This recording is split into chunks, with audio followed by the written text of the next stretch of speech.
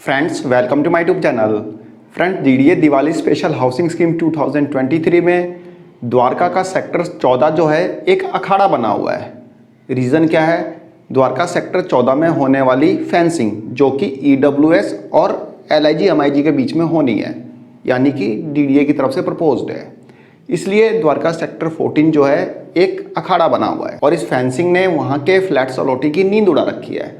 जहां ईडब्ल्यूएस वाले रात रात भर जग के पहरा दे रहे हैं कि कहीं डीडीए फेंसिंग ना कर दे, वहीं डीडीए इस ताक में है कि कब ईडब्ल्यूएस वाले हटे और मैं फेंसिंग कर दूं। इस फेंसिंग ने वहां के फ्लैट अथॉरिटीज की नींद उड़ा रखी है। फेंसिंग के बारे में डीडीए ने अपने ब्रोशर में क्या बता रखा है, डीडीए ने अपने लेआउट प्लान में क्या बता रखा है, ये सब चीज़ें आप डीडीए के ब्रोशर में जान सकते हैं।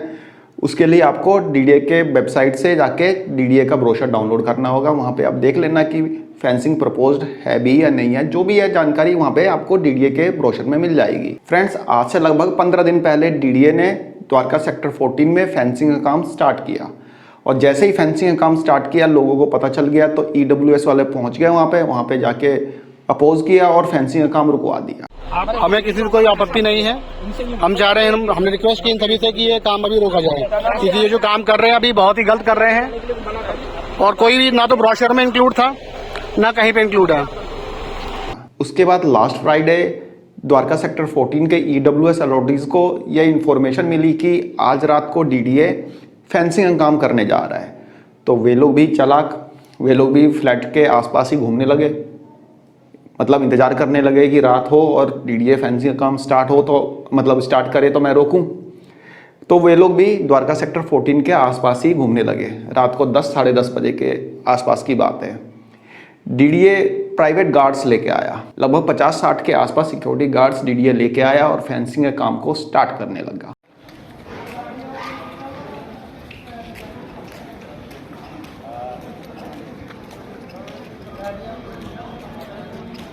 ये देखो जी, इतने प्राइवेट सिक्योरिटी फोर्स ये बुला रखी है डीडीए ने।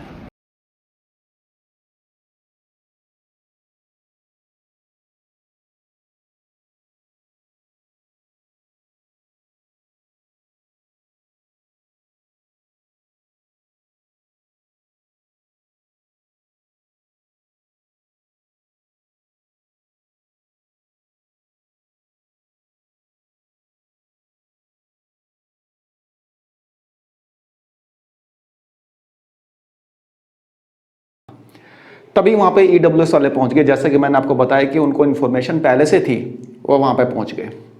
फिर क्या था, बहस होनी स्टार्ट हो गई। बहस होनी स्टार्ट होते उसके बाद पुलिस बुला ली गई। ईडब्ल्यूएस वालों ने फ़ोन किया, पुलिस बुला ली। पुलिस आई, इसके बारे में मैंने आपको बताया भी था, आपको वीडियो भी दी थी, नहीं देखी तो देख लो, लिंक डिस्क्रिप्शन बॉक्स में दे दूँगा। पुलिस आई, रात को 12 साढ़े 12 बजे तक ये मामला चलता रहा। उसके बाद पुलिस इस काम को रुकवा के चली गई। मैं ऑथराइज हूँ क्या इसके लिए? मैम सर ठीक है, वो इसलिए क्योंकि आप पीस मेंटेन करने के लिए आपकी ड्यूटी बनती है। तो पीस मेंटेन हो गया ना, मैंने कह दिया करोगे आप आपके जाने के बाद पीस मेंटेन नहीं हुआ एक राइटिंग में आ जाएगी ना, फिर से कॉल कर देना। हम क्या रात भर यही है। हेलो सर, हम तो नहीं, हम सब बच्चे यहाँ पे कौन बोल रहे हैं?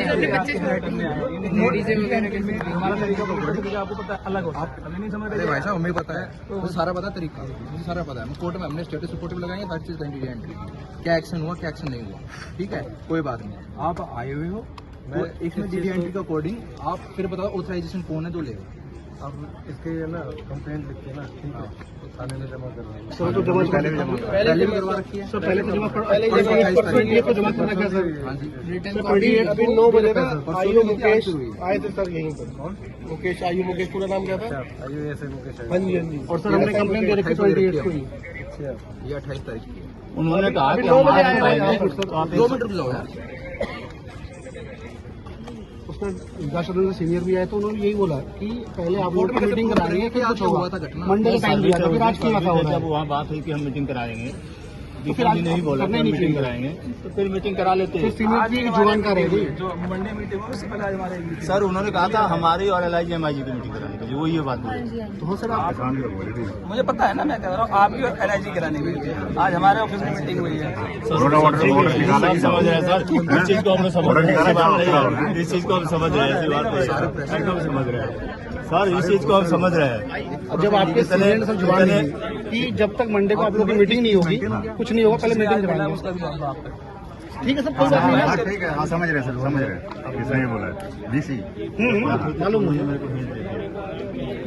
वो जो ऊपर से दबाव आ रहा है हम नहीं इलीगल थोड़ी होता है फिर। कोर्ट से ऊपर है, वो तो बात हो गई। सीएम अंदर बैठा है ना, 1 मिनट में हटता सीट से आदमी।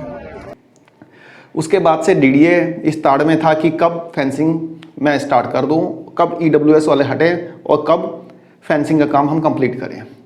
तो डीडीए इस ताड़ में था, इस मौके की तलाश में था कि कब फेंसिंग का काम कंप्लीट किया जाए। उसके बाद क्या हुआ, कल ईडब्ल्यूएस वालों को इन्फॉर्मेशन मिली कि डीडीए आज रात को फेंसिंग करेगा।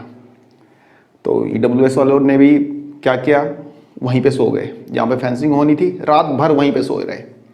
काफ़ी लोग वहाँ पे मौजूद थे, वे लोग रात भर वहीं पे सोए, सेक्टर 14 के प्रीमाइस में ही सोए रहे। और सुबह सुबह जैसे ही अपने अपने ऑफिस गए, अपने अपने काम पे गए, उसी समय डीडीए के अधिकारी पुलिस फोर्स के साथ वहाँ पे पहुँच गए, जिसमें काफ़ी बड़ी मात्रा में पुलिस फोर्स थी।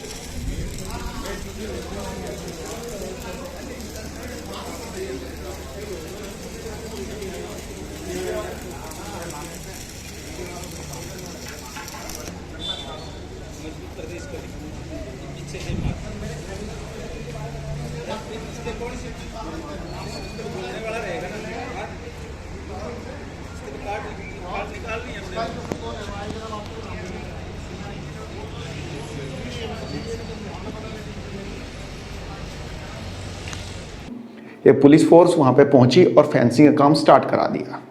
फेंसिंग का काम स्टार्ट हो गया और फेंसिंग देखते ही देखते फेंसिंग लगभग पूरी हो भी गई।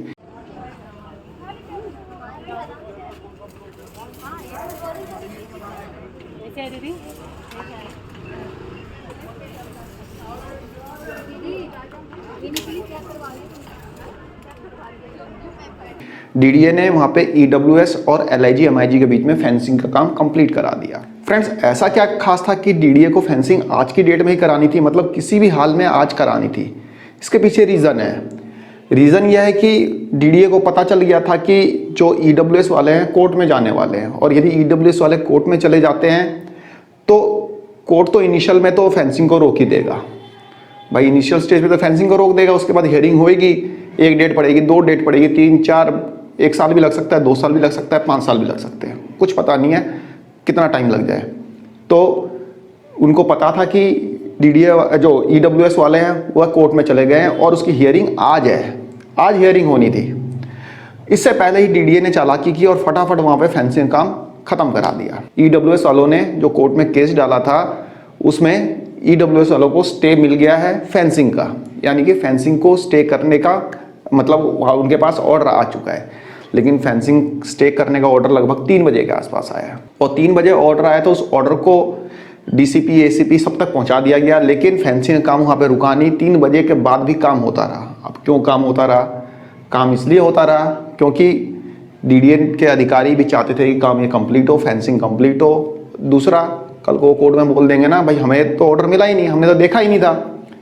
3 बजे आप मानते हैं कि आपने भेज दिया था, हमें तो मिला 4 बजे 5 बजे, हमने 5 बजे देखा, तब तक तो फेंसिंग काम खत्म हो चुका था। लेकिन सिर्फ राहत की बात इतनी है कि फेंसिंग को स्टे करने का ऑर्डर मिला है। फ्रेंड्स, यहाँ पे डीडीए के द्वारा दी गई अस्पष्ट जानकारी के कारण वहाँ पे फ्लैट अथॉरिटी जो है सफ़र कर रहे हैं। अब ये लोग प्लान कर रहे हैं कि या तो हम फ्लैट का सरेंडर करेंगे। अब सरेंडर करना भी इतना आसान नहीं है क्योंकि लोगों ने लोन लेके फ्लैट खरीदे हैं जिसमें 50,000 रुपये तो नॉन रिफंडेबल है। तो इस टाइप से भी बातें चल रही है कि भाई ईडब्ल्यूएस के काफ़ी लोग जो है फ्लैट को सरेंडर कर देंगे। पूरी पेमेंट होने के बाद फ्लैट को सरेंडर करना और डीडीए से अमाउंट निकलवाना इतना आसान तो नहीं है, लेकिन फिर भी काफ़ी लोग इस कंडीशन को भी अपनाने के लिए तैयार है कि हाँ भाई फ्लैट सरेंडर करके अपना अमाउंट जो है रिफ़ंड कराएंगे। तो फ्रेंड्स, एक छोटी सी इन्फॉर्मेशन थी, आई होप आपको पसंद आई होगी। धन्यवाद, नमस्कार।